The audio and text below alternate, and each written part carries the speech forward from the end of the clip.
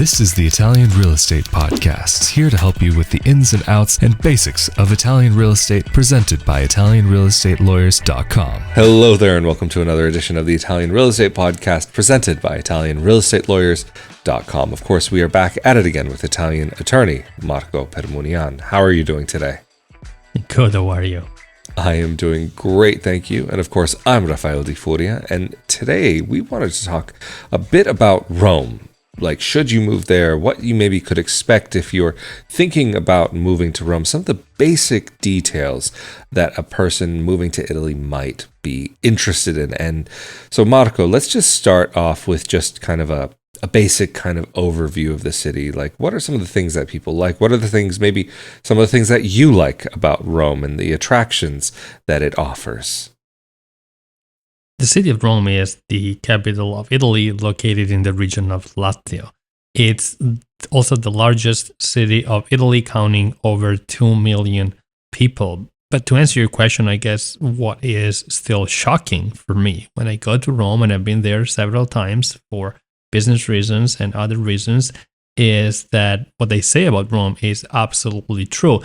It's a museum without walls. So you can expect to be walking around the city, and you will find that monuments, ancient monuments from the Roman Empire, are still there. And you can basically expect to be able to have a tour of Rome without having to pay a ticket, and to be able to see, the most important and most famous monuments without having to pay a ticket, because they're there, available for anybody who is walking around the city. Yeah, just on the side of the road. That's actually a fantastic point. Sorry to jump in here, but that's actually a really amazing point. I mean, some of the fountains that you can see, the statues, and some of the ruins that you can see of a civilization long gone. Just you're walking down the street and, oh, there's a this, or oh, there's a that. Things that have lasted for so long, just that are part of normal Roman life, as part of the background that you see. I mean, even you walk through the city and you take a wrong turn, and oh, all of a sudden, there's the Colosseum right in front of you. But also in Rome, something that I know I really enjoyed there was the food scene, and it's got a very different feel from Milan. It's got more of a warm feeling. The people there are very, very different from what you could expect up further north. And I know even before starting to record this episode that the two of us were talking about that we both enjoy the food in Rome. Yeah, there's some kind of food that you can really find only in Rome, at least if you want to eat the authentic version. So if you want to eat an authentic carbonara, or pasta alla gricia, which is a special version of a carbonara, or spaghetti alla matriciana, or cacio e pepe, I think you can only do it in Rome, at least if you want the authentic version. So you will find some of the most amazing restaurants, which normally are in the city center. And so if you want to get there by train, you will be able to access all of these amazing restaurants very easily. And you just need to make sure, though, to book in advance, because, these restaurants, they tend to be full. Yeah. There are a few places that you can go, though, without a reservation. But if you're wanting the real traditional stuff, then definitely you will have to make those arrangements ahead of time. But I mean, if you're wanting like a little taste of Rome, I mean, okay, fine. For example, Bonci, that's not necessarily such a traditional place, even though it's not necessarily something that's so traditional. I would say it's very a unique Rome experience to go there. It's a really wonderful, just very Roman moment that you can have, and just walking around in Trastevere and having the Roman evening around you, and this warm glow of the lights around you is really something special. But Marco, let's maybe get down to some of the nitty-gritty here. And what could somebody expect realistically when it comes to paying for rent or purchasing a home? Like, what would those costs potentially look like in the city? So the average cost per square meter, if you intend to purchase, is a little bit lower than Milan, and you're looking at about 3,000 to 4,000 euros per square meter. So if you're looking to buy a 100 square meters apartment, which would be probably a 2 bedrooms, 2 bathrooms apartment, you can expect to pay 300,000 to 400,000 euros on average. Of course, if you're looking to buy in the very center of the city, in a historical building, prices will go up considerably, but that's really the average, what I just mentioned. And regarding rentals, again, the average rent in the city of Rome is a little bit lower compared to the city of Milan, and that would be about between 700 and 1,000 euros for a one-bedroom apartment, which is, of course, well above the national average. But again, we're talking about the city of Rome, the capital, so it's not bad if you consider that in Milan, prices are much higher.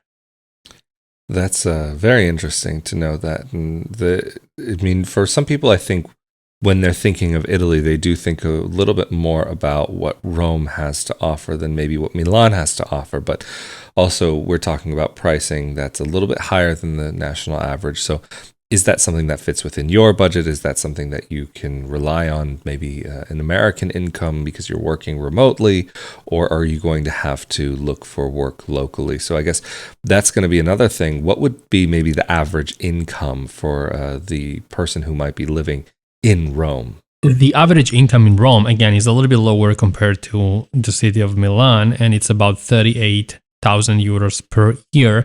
And regarding the cost of life in Rome, you can expect to be able to get by with about 1,800 per month. Of course, ultimately, it depends on the kind of lifestyle that you will have.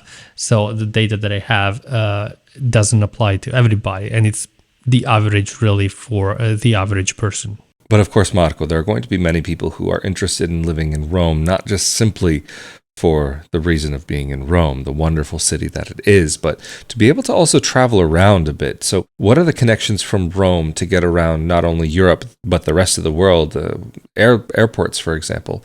What's available for people who are in Rome or the surrounding areas? The city of Rome is served by two major airports. The biggest one is Roma Fiumicino, which is located basically by the sea, and it's the Roman International Airport. There's another one, which is called Roma Ciampino, which is closer to the city, and it's normally used for domestic flights or flights that travel to other European nations. And both airports are easily reachable by the city of Rome through a specific train line that was made available by the city of Rome. And the train leaves every 10 to 15 minutes to go to those two airports. And the ride is very short, just 30 minutes roughly. That's absolutely wonderful that you have such great access to those airports from the city. I mean, especially by train, then it becomes not only very cost effective, but very convenient to be able to get from the city to the airports. So that's wonderful to know about. But what about, say, for example, getting to other Italian cities? Because, of course, in Italy, it's not just the airports that you have access to, but because of the Italian train system, you have wonderful access to be able to go all the way from the tip of the south to the tip of the north and into the rest of Europe. So how long would it take you to get to some of Italy's other major destinations, like, say, for example, Milan, Naples, Florence, and so on? The city of Naples can be reached from the main train station in Rome, Roma Termini, in about 2 hours by train, roughly, and 2.5 hours, roughly, by car. Whereas the city of Milan is about 3.5 to 4 hours away by train and about 5.5 hours by car. The city of Florence is only 1 hour and 45 minutes away by train and about 2.5 hours by car. And finally, the city of Venice is about 5.5 hours by car and about 3 hours and 45 minutes by train. Well, Marco, thank you so much again for this information and making yourself available for this episode of the Italian Real Estate Podcast. But of course, if anybody's needing help with getting to Italy and making Italy their home, how can they get in contact with you and your team? People can contact us through our website, italianrealestatelawyers.com, or give us a call. Our phone number is on our website. Absolutely fantastic. And of course, if you're interested in more information like this about where to move in Italy and how to move to Italy and about rentals, about purchasing, whatever it may be, make sure that you're subscribed to this YouTube channel as well as the audio only podcast. But of course, if you're subscribed to the YouTube channel, you're also automatically subscribed to the Italian Citizenship podcast, where Marco and I go into detail about living in Italy from a legal perspective and how to make it your home, and as well as about, of course, getting Italian citizenship. And also, if you're interested in more discussions about life abroad, living abroad, and living abroad as a dual citizen expat, be sure to come over to my YouTube channel, youtube.com/Rafael Di Furia, or you can also search for Not Your Average Globetrotter on YouTube or Google to find the YouTube channel as well as the audio only podcast on your favorite podcast platform of choice. But Mr. Marco Permunian from ItalianRealEstateLawyers.com, thank you so much for making yourself available for this episode of the Italian Real Estate Podcast presented by ItalianRealEstateLawyers.com. I'm Rafael Di Furia. Stay safe and healthy out there, and we will see you all next time. Later. Thank you.